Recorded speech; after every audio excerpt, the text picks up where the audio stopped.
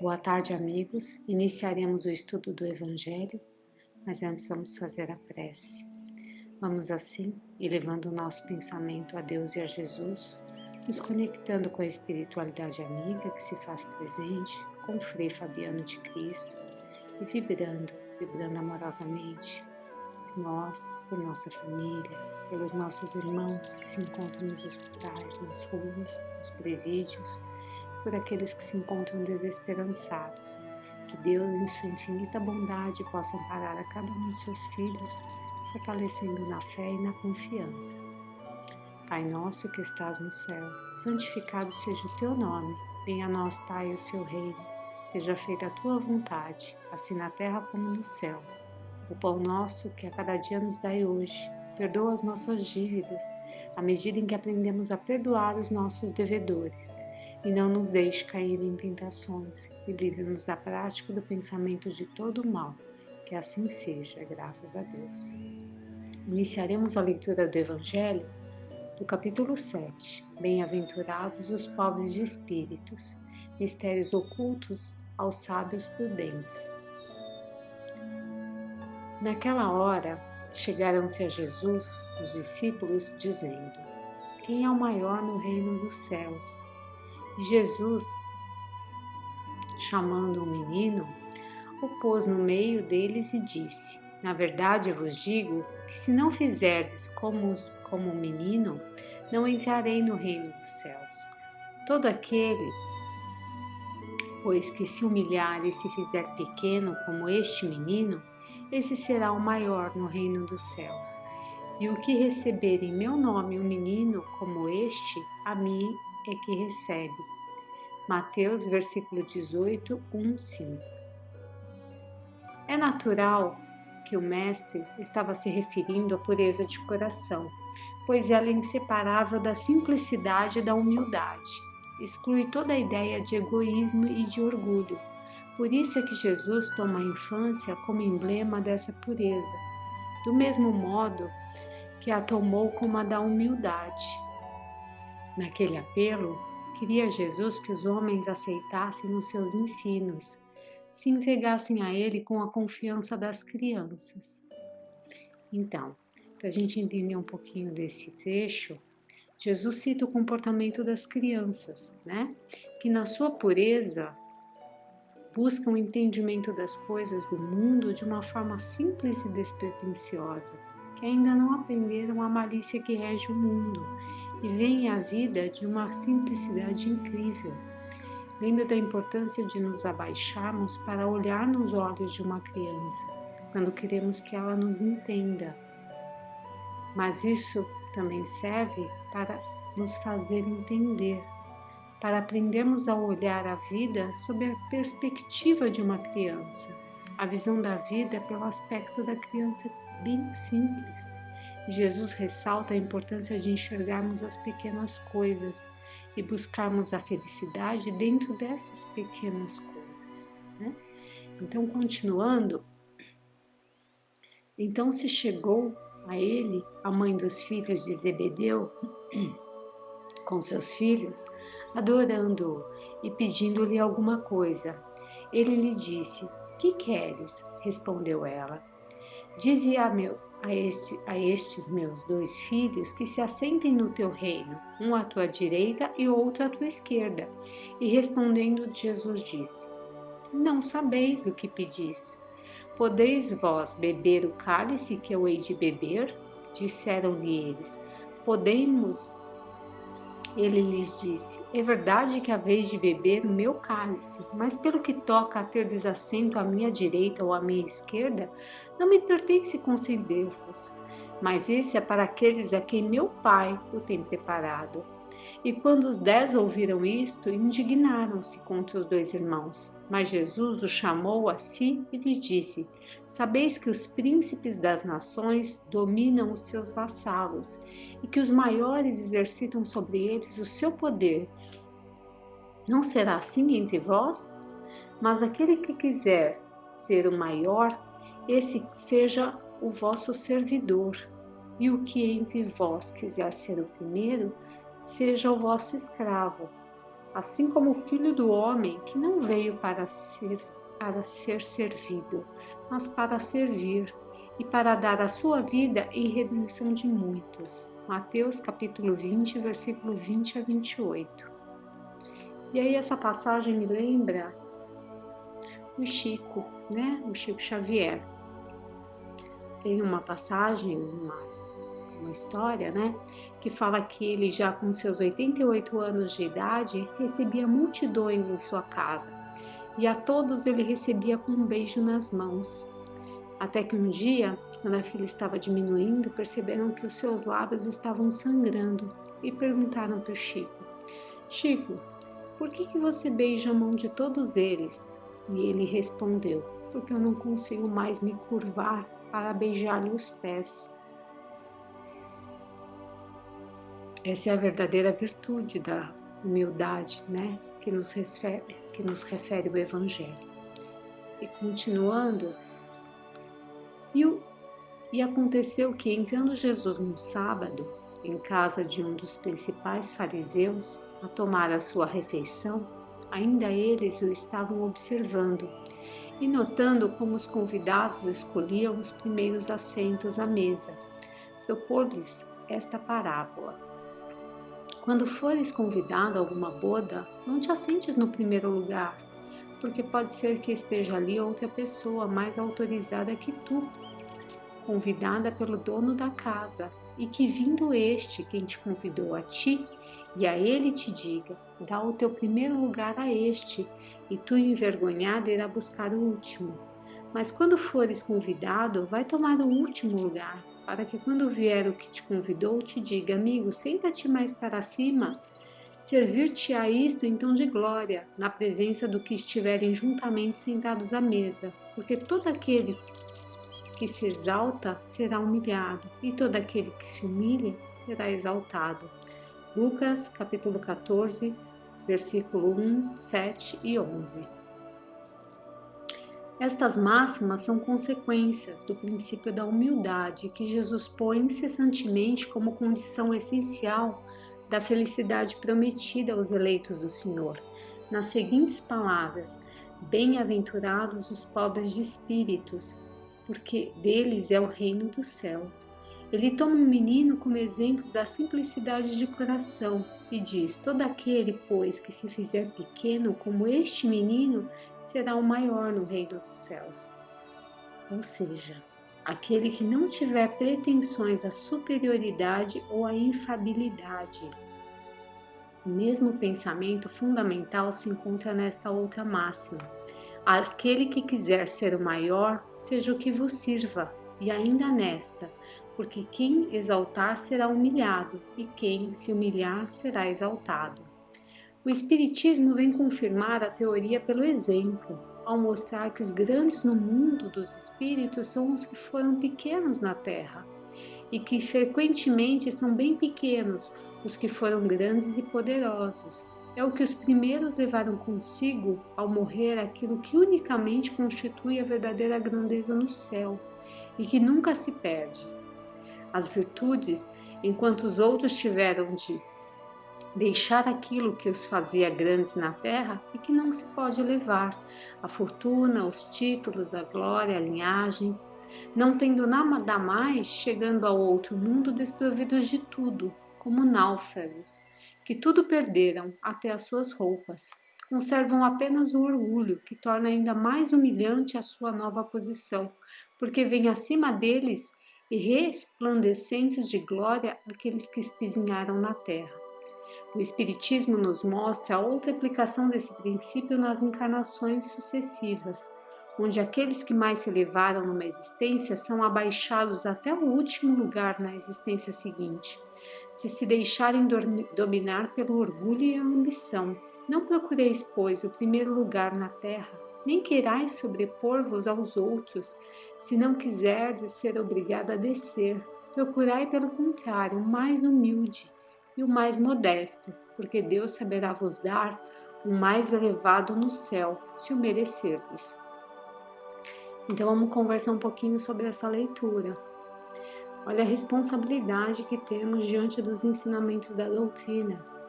que nos dá o esclarecimento sobre a vida após a morte. Compartilhamos informações trazidas por nossos irmãos sobre o motivo das suas dores, o motivo pelo qual passou tantos anos, séculos em sofrimento. E nos deparamos com quem? Com o orgulho, o oposto de tudo que nos ensina o Evangelho, o oposto da humildade.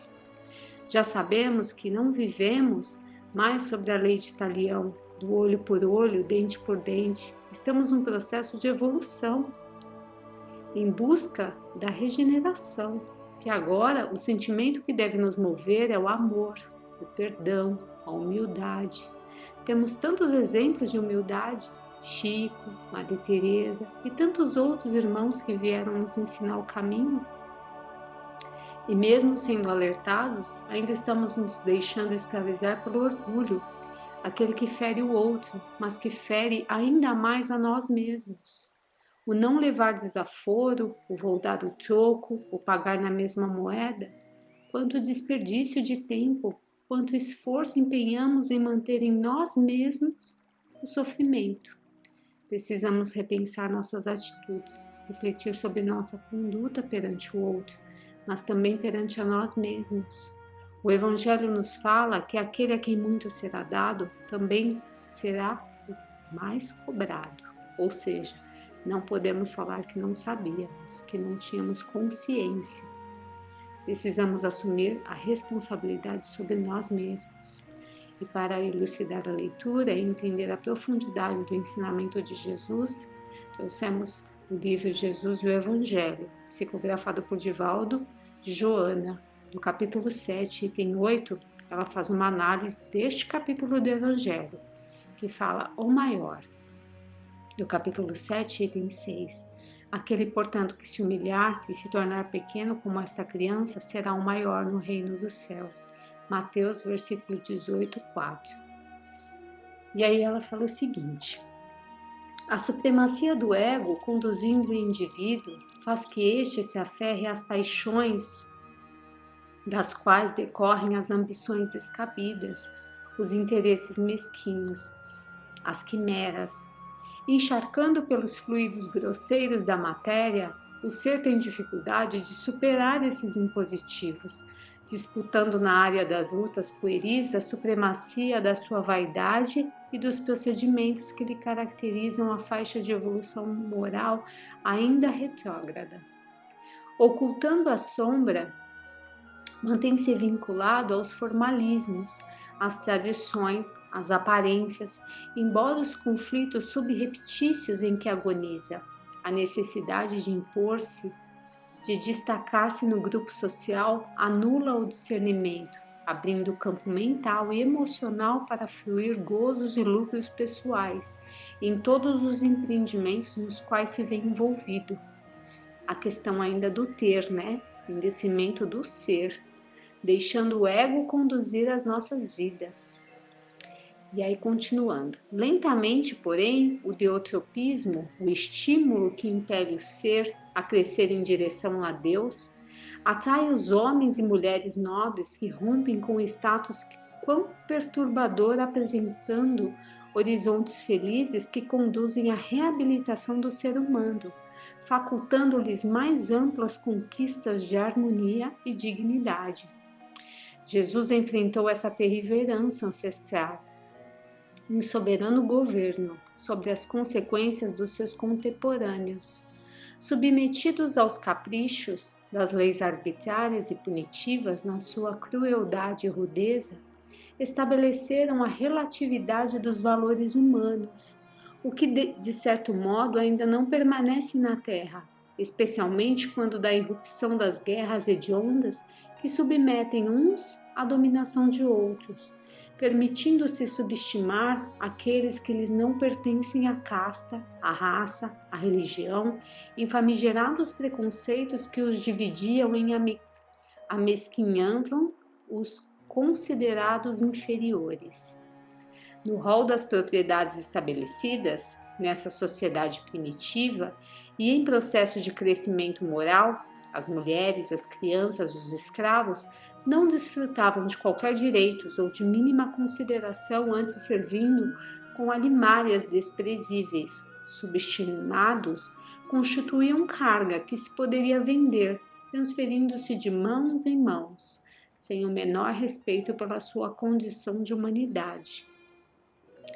A identidade predominante era a da força, remanescente da selvageria que se impôs nos primórdios do desenvolvimento antropológico.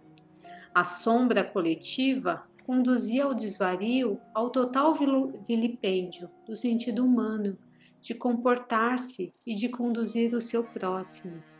Jesus, o homem nazareno, se deparou com essa terrível situação espiritual e cultural, enfrentando a hediondez e o crime, que são alguns dos disfarces da ignorância, quando esta predomina em a natureza da criatura. Ele iria reverter essa situação ignóbil, arrostando as consequências, assim como espancando de natureza individual com o esclarecimento, a liberdade de consciência e a dignificação do próximo. Os valores são de natureza profunda, e não aqueles que se conquistam pela insânia da barbárie, como espólio de vitórias escabrosas, resultados de aventuras torpes. Ele teve coragem de engrandecer a mulher, quando todos o vituperavam, destacando-a com respeito e consideração merecidos e que lhe eram negados, rompendo a hipocrisia, os prejuízos sociais e os caprichos inferiores que se tornaram regra de conduta nessa sociedade tumultuada pelos conflitos internos e externos, encharcada de orgulho e intoxicada de presunção. Investiu contra essa sombra coletiva, definindo que a fragilidade e a inferioridade atribuídas à mulher era resultado da dubiedade moral do próprio homem, que assim projetava a sua fraqueza nela, em vez de ter a coragem de auto-enfrentar-se para combater o defeito da evolução e a falta de maturidade psicológica. Era aparentemente mais fácil e mais cômodo atacar a projeção da imagem detestada noutrem, do que, identificando-a no imo, trabalhar por superá-la. É sempre uma atitude sórdida combater a projeção antes que a realidade geradora sua causa. Primeiro eu aponto os defeitos do outro, porque se houver questionamento sobre a minha conduta, eu justifico o meu comportamento no outro, né? Ainda passamos por isso, né? E continuando, Jesus utilizou-se da criança como um modelo de pureza, de inocência, em razão de ainda não haver penetrado no uso da razão, do discernimento do bem e do mal. Essa fantástica conquista do self, não obstante as experiências anteriores na sua condição de espírito imortal, que é repetidas vezes, refere-se com expressões enobrecedoras, exaltando e determinando que nunca a expulsassem da sua presença, pois que também era digna de participar do banquete da Boa Nova. Jesus e o Evangelho, à luz da psicologia profunda, compreensivelmente os seus discípulos também, apesar de estarem emergindo na sombra em que refugiavam, ainda se debatiam em conflitos. Ao primeiro incêndio sobreados pela ilusão, disputavam privilégios. Anelavam por prioridades, destaques e honrarias. Não haveria outra motivação para estarem ao seu lado se não usufruíssem do seu prestígio, da sua notoriedade, convertendo essas conquistas em resultado de imediato.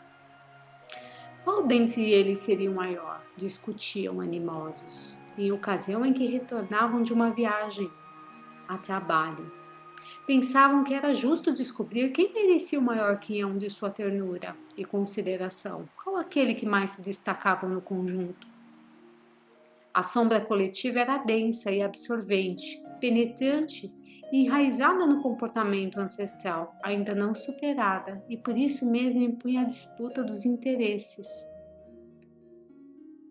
O ego dominador era, no entanto, mais importante, necessitando ser atendido apesar do serviço em grupo da família que ele estava organizando, e todos oferecendo o mesmo indistinto amor fraternal.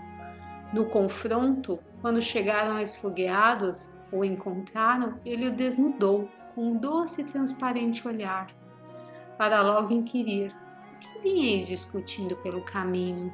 Jesus disse. Descobertos quais crianças surpreendidas em erros, não podiam ocultar, olharam-se e envergonharam-se. O tema estava pulsante em sentimentos apaixonados, assinalados. A interrogação que os queimava, feita ao homem Jesus, conduído da ingenuidade. Recebeu em silêncio, da pusilanidade, da covardia moral para enfrentar o esclarecimento. A atitude de fuga da realidade para o disfarce era ainda melhor, a maneira de deixarem-se conduzir. Aturdidos, ouviram e viram o terapeuta das suas enfermidades tomar de uma criança e transformá-la. Para ser o maior no seu conceito, é necessário fazer-se menor. Os servidores, esquecendo-se de si mesmo e altruisticamente colocando seu irmão no lugar onde desejasse estar. Esse foi um dos magnificentes momentos do Evangelho, o encontro do ego doentio com o libertador. Ninguém havia tido coragem para propor esse enfrentamento, que tardava na economia social da Terra, dominada pela sombra coletiva do seu primarismo psicológico. Ele viera para que se tivesse vida a esta libertação da ignorância, da noite da sombra e do erro. Ainda hoje, Jesus permanece rompendo as barreiras que aprisionam o ser. Estúrdio e enfermo que se recusa à pureza, à inocência e à espontaneidade dos sentimentos, permitindo-se manter os gravames das suspeitas infundadas, do ressentimento doentio, das intrigas e dos caprichos mórbidos. Ele nada exigia, jamais condicionava nunca, porém se submetia às paixões em voga. Vivia intensamente a mensagem que ensinava, com as palavras e com o exemplo, silêncio e sacrifício. Aquele, portanto, que se humilhar e se tornar pequeno como esta criança, esse sim será o maior no reino dos céus. Foi a resposta que Jesus deu aos seus discípulos, estabelecendo como condição essencial. Que possamos refletir, sobre esse texto, sobre a humildade e há quantos séculos, quantos milênios estamos buscando estipar em nós o orgulho. Basta deixarmos de nos projetar perante o outro. Somos todos iguais perante a Deus. Estamos em um processo de aprendizagem, onde passaremos por todas as salas dessa enorme escola que se chama a reencarnação, a fim de aprendermos a amar o outro como a nós mesmos. E só assim aprenderemos a lição que o Cristo veio nos ensinar sobre a humildade, E para a gente encerrar esse encontro, eu trouxe um soneto psicografado pelo Chico, extraído do livro Mandato de Amor, autores diversos. Amor e humildade. Nós viveremos universo em fora, trazendo dentro da alma a vida acesa, o ritmo de luz da natureza, que é a eterna vibração da eterna aurora. A dor, somente a dor nos aprimora, nos caminhos da prova e da aspereza, elevando a nossa alma na grandeza da grande claridade redentora. Somos os lutadores peregrinos, sonhando pela estrada dos destinos, um castelo de paz, ventura e glórias. Sabemos do passado envolto em ruínas, que a luz do amor e as rudes disciplinas são as chaves das últimas vitórias. Raul de Leone. Fiquem com Deus, até o nosso próximo encontro.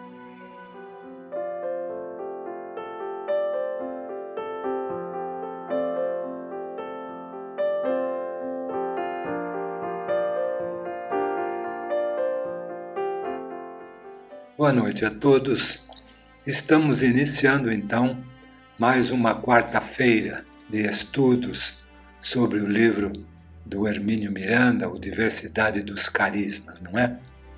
Mas antes eu gostaria de contar uma pequena historinha para vocês.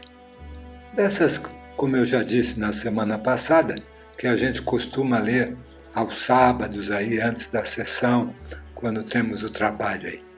O título desta historinha de hoje é Menininha Maravilhosa e tem como por início uma colocação de Leonardo Boff, onde lemos o seguinte: os mortos são apenas invisíveis, mas não ausentes.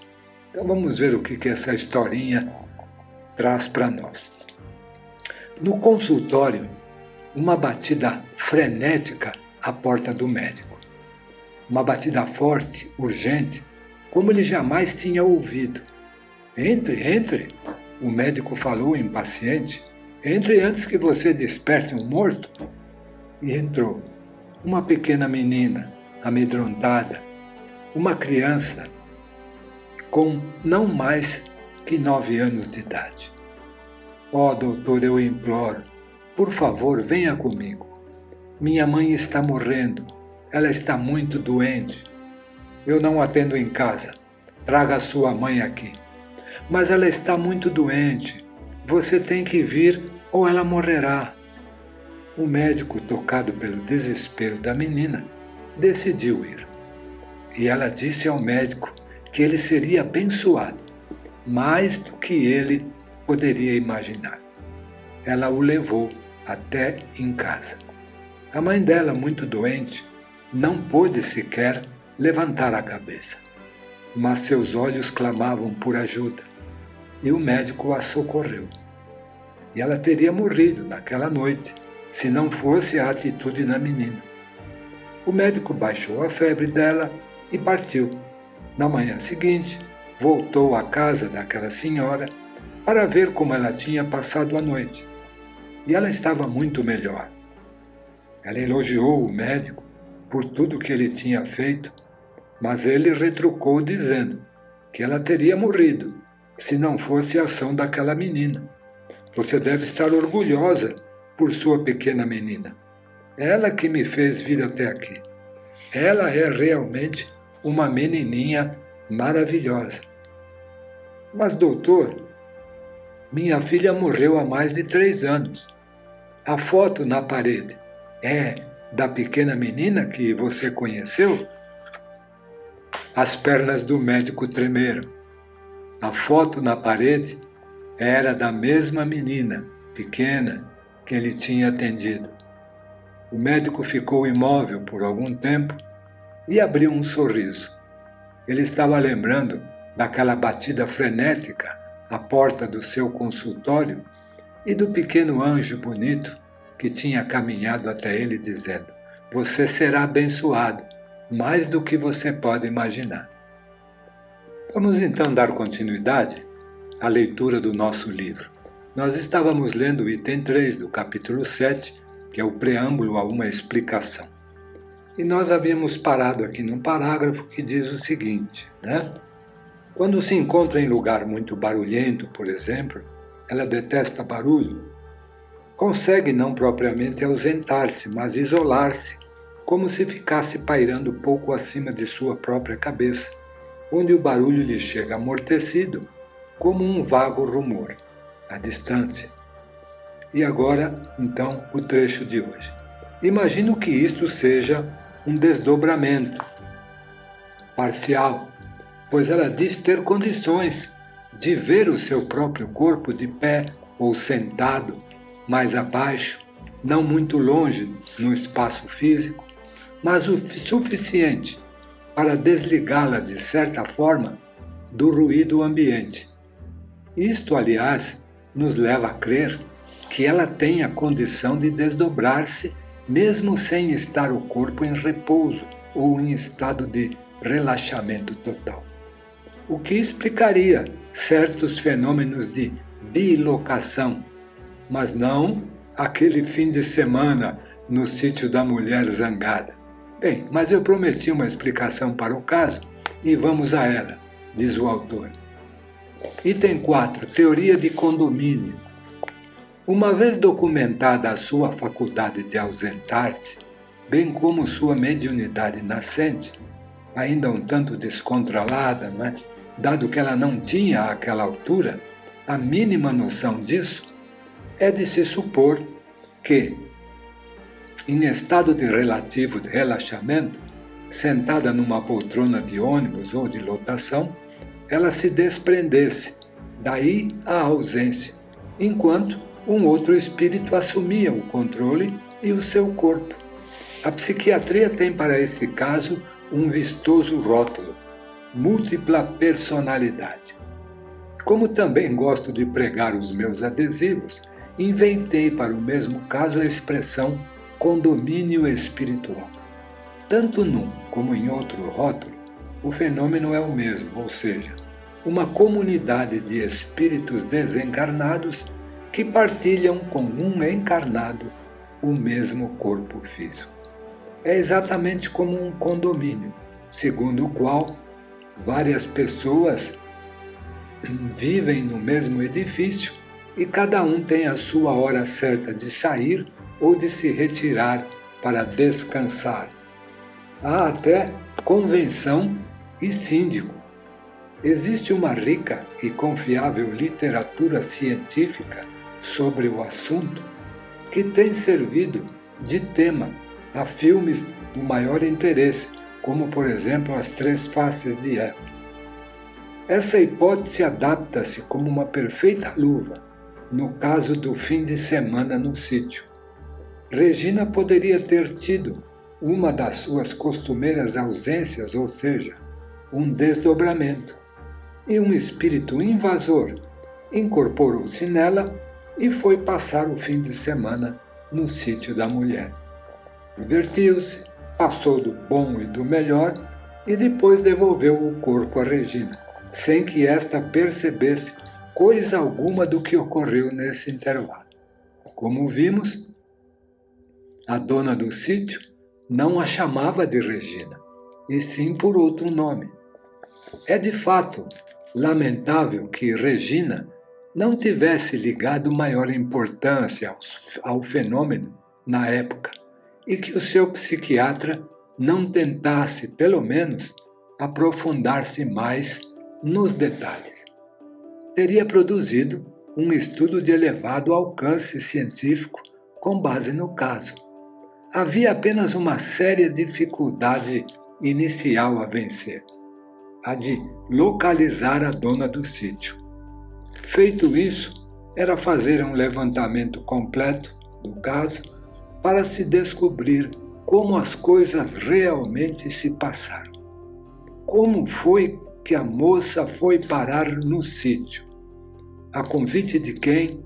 Por quê? Como estava vestida? Onde foi encontrada? Alguém foi apanhá-la em casa?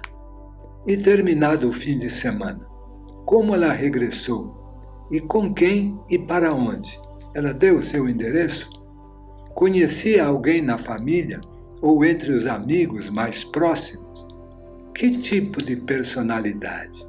Que história contou? Seria possível colher o depoimento de outras pessoas da família? E Regina, o que fez naquele fim de semana? Teve alguma ausência? Estava pessoalmente com alguém? Pois ela morava sozinha. Ao que se depreende, ela agiu com impecável naturalidade na sua visita, pois não despertou a menor suspeita de fraude ou estranheza na mulher. É também óbvio que, embora com identidade diversa, nome, personalidade, etc., o corpo físico era de Regina. Dificilmente a gente se enganaria com as feições de uma pessoa com a qual passou todo um fim de semana e em seguida a encontra em plena luz do dia na rua. Se a pessoa fosse apenas parecida, bastariam uns poucos momentos de conversa para se descobrir o equívoco. Mas a mulher não se convenceu disso, nem mesmo depois de ver a cédula de identidade de Regina. Para ela, aquela mulher não era a Regina, e sim a moça que passou o fim de semana no seu sítio com a sua família e que agora recusava-se a reconhecê-la. E aí o outro item, que chama-se bilocação versus invasão espiritual. A meu ver, há aqui duas ordens de fenômenos. A primeira consiste em desdobramento, que acarreta a bilocação, ou seja, a pessoa é vista em dois lugares ao mesmo tempo. A dificuldade que encontra esta hipótese para explicar o caso do fim de semana está em que é bem mais raro o fenômeno do desdobramento, enquanto o corpo físico se mantém em atividade normal ou mesmo mais reduzida. Vimos como a senhorita Sagé, que, ao desdobrar-se no jardim, seus movimentos continuaram, ou seja, ela seguiu colhendo flores, embora mais lentamente, enquanto o outro corpo foi sentar-se na poltrona do salão de trabalhos manuais. Este caso é impecável, porque as mesmas pessoas e muitas pessoas viam ao mesmo tempo a senhorita Sagé 1 e a senhorita Sagé 2, uma no jardim e outra na poltrona. Pois é possível, portanto, o fenômeno. Regina mesma o confirma, desdobrando-se em ambiente ruidoso a fim de se libertar do barulho, enquanto seu corpo fica lá, não em relaxamento ou sem movimentos, mas normalmente. O famoso fenômeno de bicorporeidade de Santo Antônio de Pádua confirma que o normal em tais episódios é ficar o corpo físico em repouso enquanto o perispírito se desloca no espaço ou no tempo. E segundo os relatos que parecem fidedignos, porque o fenômeno foi testemunhado por muita gente, tanto de um lado como de outro, o santo estava pregando. Quando se ajoelhou no púlpito e ali ficou seu corpo imóvel, enquanto que, em espírito, foi até Lisboa defender a causa do pai, injustamente acusado de um crime que não cometera. Não estamos aqui certificando que o caso se passou exatamente assim, mas que é possível, sem recorrer à hipótese do milagre como derrogação das leis divinas. A outra ordem de fenômenos não é uma bilocação, e sim uma invasão espiritual via mediúnica. Uma vez a sensitiva desdobrada de seu próprio corpo físico, este fica à mercê de espíritos desencarnados que se incorporam, ou melhor, passam a controlar o corpo alheio e deles se servem nos seus deslocamentos como se encarnados estivessem. Exatamente isso acontecia com Eva, com Síbil, com Henry Exworth e outros tantos. O leitor interessado em explorar esse tema poderá ler alguns artigos meus, no caso aí do autor, como As Três Faces de Evas, foram publicados no Reformador, O Drama da Possessão também, O Condomínio Espiritual, no Jornal Espírita, e sobre o assunto escrevi também uma obra ainda inédita, que tem por título Personalidades Múltiplas, uma releitura dos seus enigmas. É preciso considerar, contudo, que, na avaliação dos fenômenos psíquicos em geral, é sempre seguro optar-se pela hipótese mais provável ou aquela que se produz com economia de esforço, seguindo a linha de menor resistência, como tudo o que se processa nos vastos laboratórios da vida. Se você derrama um balde num piso cimentado de um cômodo ou de um pátio, ela não vai subir, não galgará elevações e ressaltos em desafio às leis que regulam a dinâmica dos líquidos. Ao contrário, ela escorrerá pelos desníveis que levam para baixo, embora invisíveis ao olho inexperto.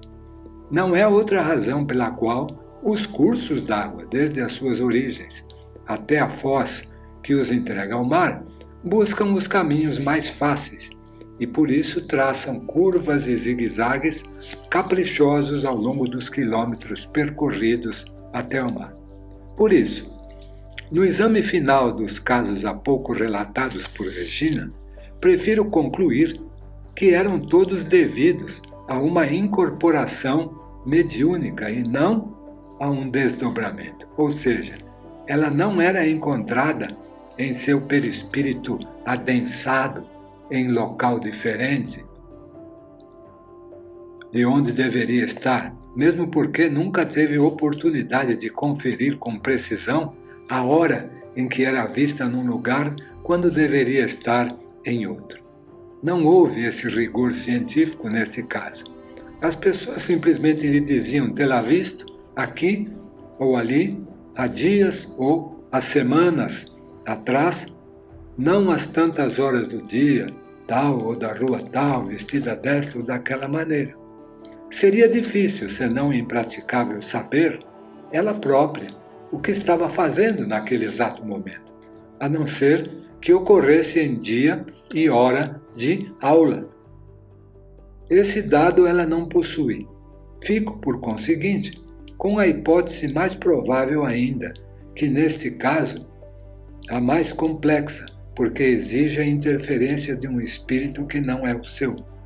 Considerando suas óbvias faculdades mediúnicas, desde a infância, e a sua facilidade de desdobramento, ou ausências, como quer a psiquiatria, a hipótese de uma incorporação espiritual é mais aceitável do que a de bicorporeidade, dado que esta não apenas pressupõe um certo estado de relaxamento ou repouso, como às vezes até um sono mais profundo. Além do mais, tornar-se-ia muito mais difícil e até pouco provável que seu perispírito desdobrado conseguisse um tal grau de adensamento que tivesse a aparência de um corpo sólido, identificável, caminhando à plena luz do dia pelas ruas de uma cidade movimentada como a do Rio de Janeiro. O que os alunos seus e amigos viam, portanto, em locais diferentes de onde a supunham estar, não era Regina espírito, com o correspondente corpo físico de Regina, mas um espírito desconhecido na posse do corpo físico de Regina. Para isso, bastava afastá-la temporariamente do corpo, seja por hipnose, magnetização, aos quais ela era extremamente suscetível, como pude eu mesmo verificar, e assumir os controles do seu cérebro e, consequentemente, do corpo material. Todos nós que viajamos de ônibus ou de outra condução, regularmente como rotina de trabalho, sabemos da facilidade com que nos desligamos do ambiente e da paisagem, familiares demais e que nenhum interesse tem a nos oferecer. De um estado de alheamento à sonolência ou ao desligamento efetivo do perispírito, não há mais do que um passo ou dois, ou seja, alguns momentos. Vimos um episódio em que ela